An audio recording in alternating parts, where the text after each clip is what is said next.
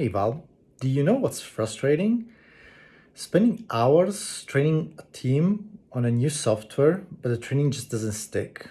What's the secret sauce to this? How do you make it work? The key piece for me on training is to not over rely on the existing training material that is provided, whether you're buying an off the shelf system that has online how to videos or written articles.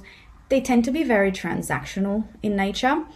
And I think that the best way for everyone to learn is to really make it stick is to make it relevant to the person. So, what is the way that we do things in this business, and how are we going to use that particular piece of software or technology to achieve our way? And that really requires that you have your systems and processes really dialed up and mapped out